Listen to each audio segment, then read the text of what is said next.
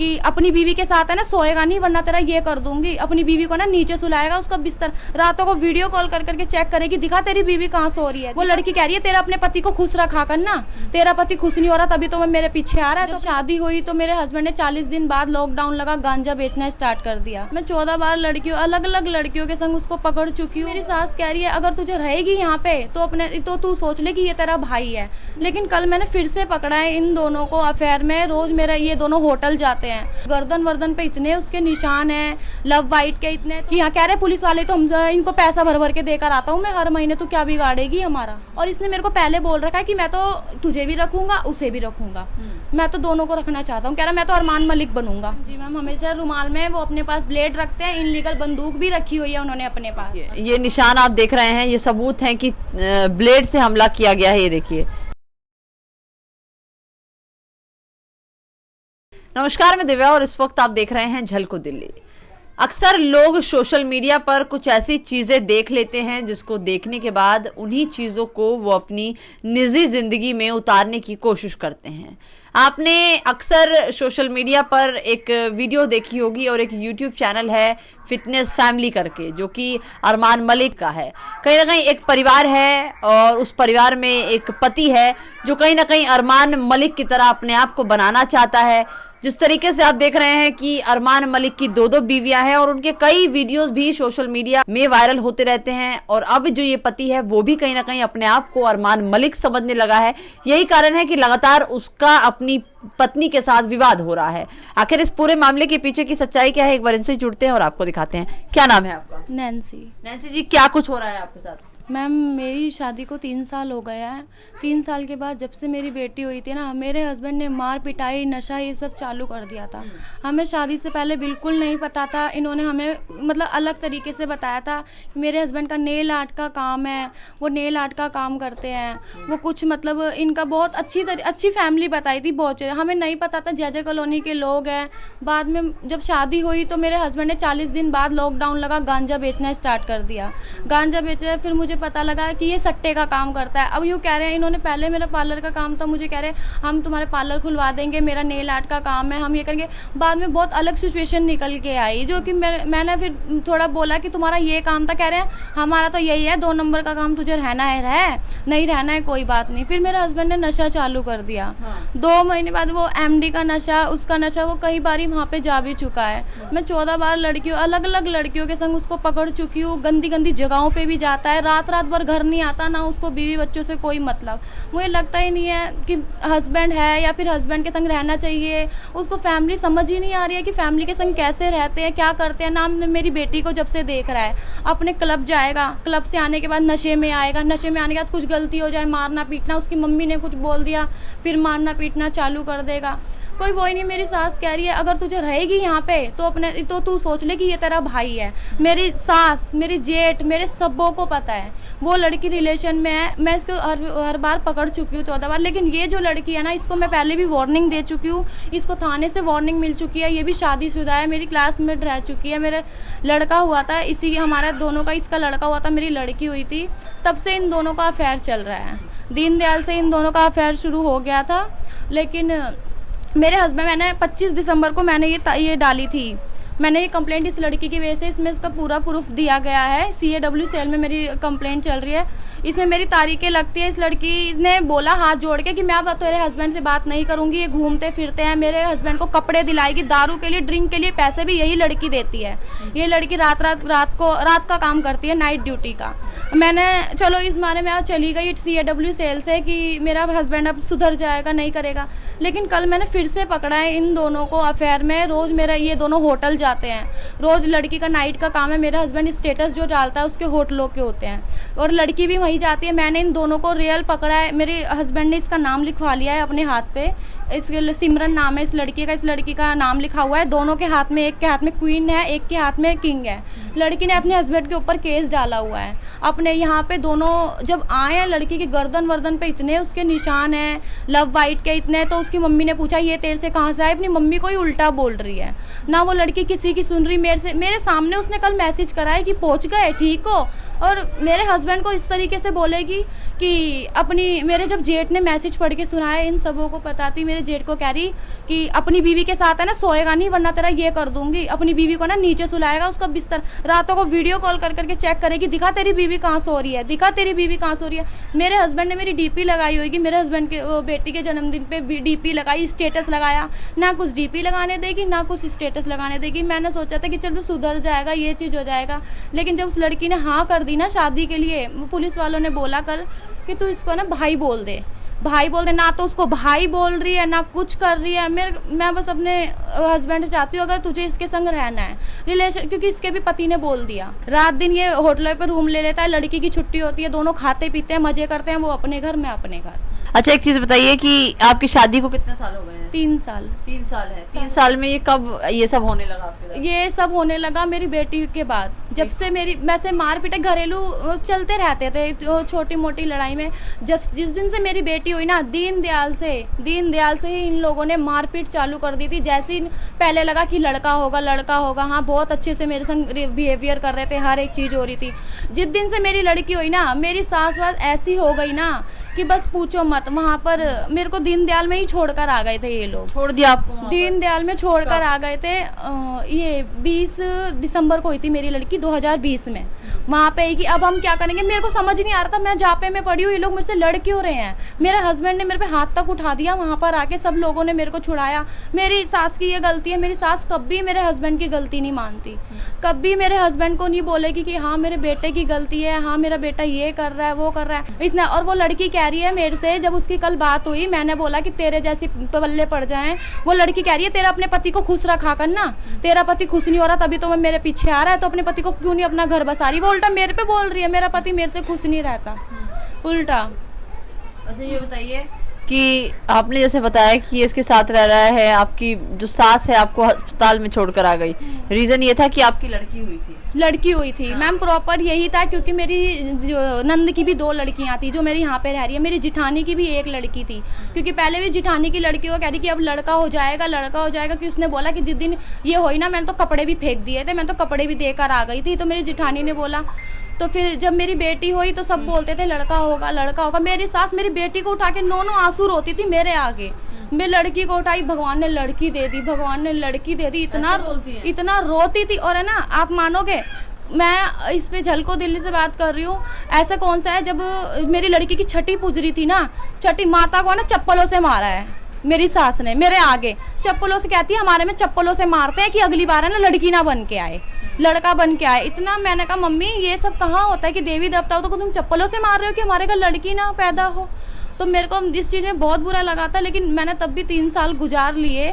मेरी सास कह रही है तू यहाँ पे रहेगी ना, तू सोच कि तेरा भाई तेरे साथ रह रहा है, मतलब पति को भाई ऐसा हो सकता है कि एक ही घर में एक ही छत के नीचे कह रही है तू कमा, तू अपने ऐस मौज, मतलब मैं पति का रिश्ता निभाऊं। परसों मेरे से आके लड़ रहा है कि मेरी माँ की सेवा करेगी, मेरी माँ का सुबह जाएगी काम करके आएगी, ये करके आएगी, सुबह घर का काम करेगी। मैं हर चीज़ एक्सेप्ट करने के लिए तैयार हूँ, मैं हर एक चीज़ कर रही हूँ, लेकिन मैं पीने वाले के साथ ज़िंदगी गुजर सकती है जो पैसा ना कमाए, लेकिन ये दूसरी जो लड़की का रिलेशन है ना, मैं ये चीज़ बिल्कुल बर्दाश्त नहीं कर सकती, क्योंकि मेरी आंखों के सामने ही ये सब हो रहा है। मेरी सास को भी पता है, मेरे जेठ भी कल कह रहा मैंने कहा ये होटलों में रहता है, कह रहा मुझे पता है, मैंने कल बोला था इस चीज़ को। मैंने मम्मी तुम्हें फ़ोन करके क्या बोला था कि पारस को संभाल लो, नैन्सी इसके संग ऐसे नहीं रहेगी। तो मेरा जेठ बोल रहा है ठीक है इन दोनों से खाली कराओ। तो मैंने बोला कि मुझे तुम लोगों से कुछ नहीं चाहिए, बस मेरा पीछा छोड़ दो। लड़कियाँ होती हैं तुम्हारे पैसा लेती हैं, ये लेती हैं, मुझे बस डिवोर्स दो।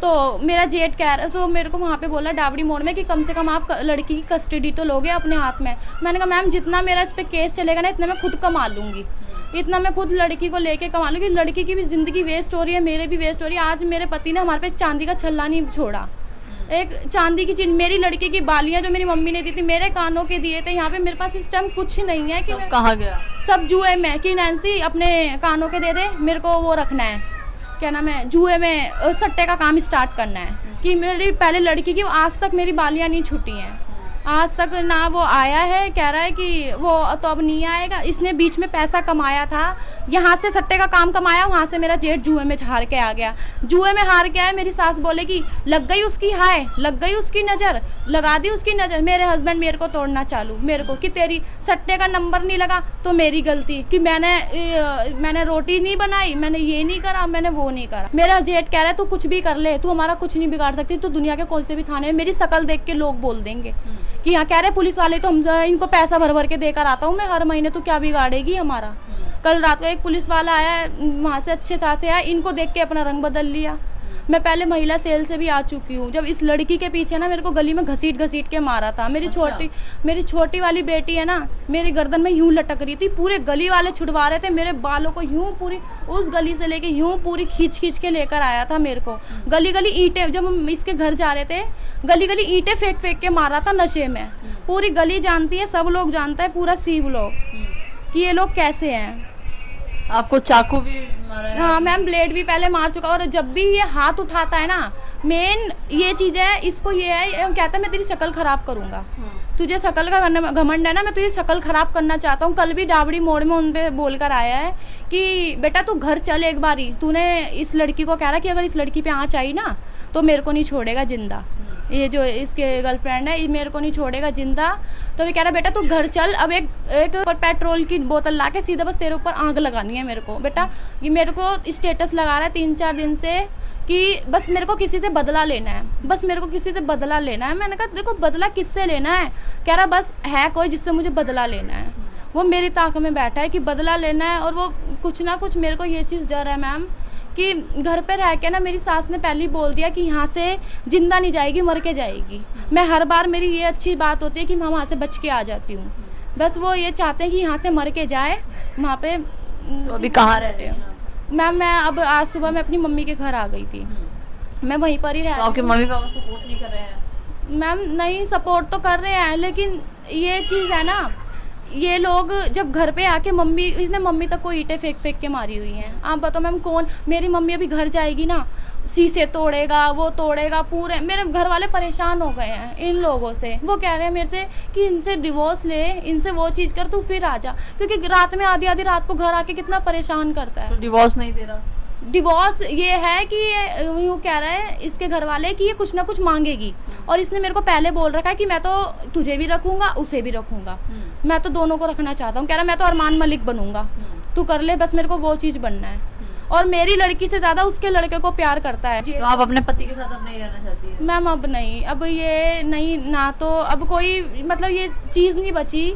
मैंने हर तरीके से घर इसमें देख लिया बस आके कि मैं घर बसा लूँगी, हर एक चीज़ कर लूँगी, और ये नहीं रहना चाहता।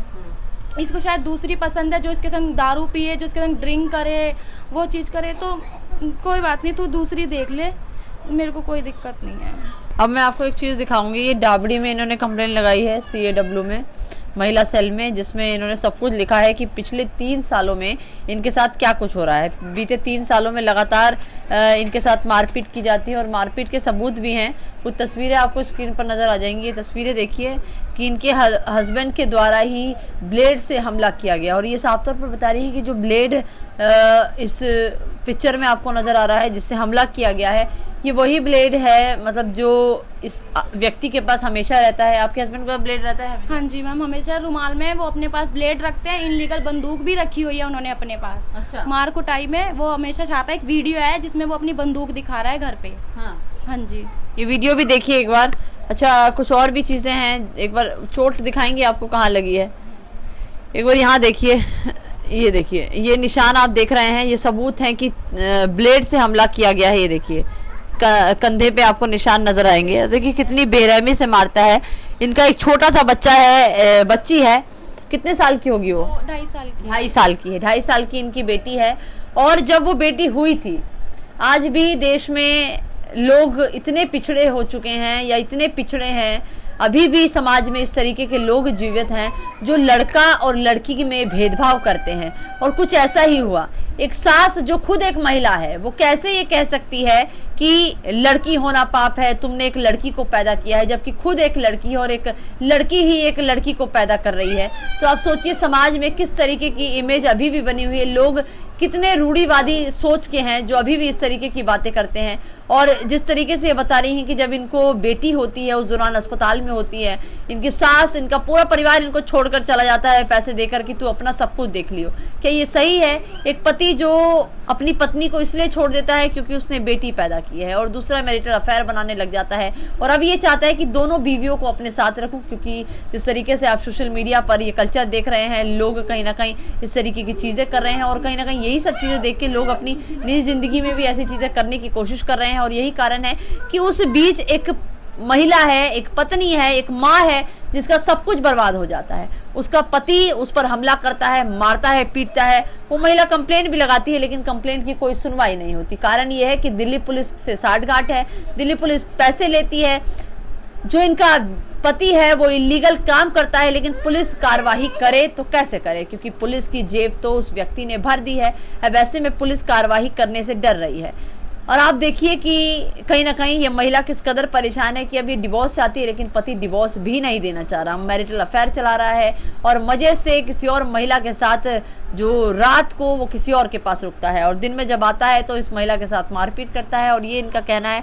कि पूरा जो इलाका है वो सब कुछ जो इलाके के निवासी हैं वो देखते हैं लेकिन कोई बचाने नहीं आता। पुलिस भी कोई कार्रवाई नहीं करी, कंप्लेंट भी इन्होंने CAW यानी महिला सेल में लगाई हुई है, कार्रवाई की अपील कर रही हैं। अब देखना यही होगा कि कार्रवाई कब तक होती है। लेकिन जिस तरीके से बता रही है कि इनका पति कहीं ना कहीं पूर्ण रूप से एक क्रिमिनल है जिसके पास एक विदाउट लाइसेंस हथियार भी है, और जिस तरीके से बता रही है कि ब्लेड भी एक रुमाल में बांध कर रखता है, रातों को घर नहीं आता है, सट्टे का बिजनेस करता है, लेकिन पुलिस की तरफ से उस व्यक्ति को गिरफ्तार नहीं किया जा रहा है।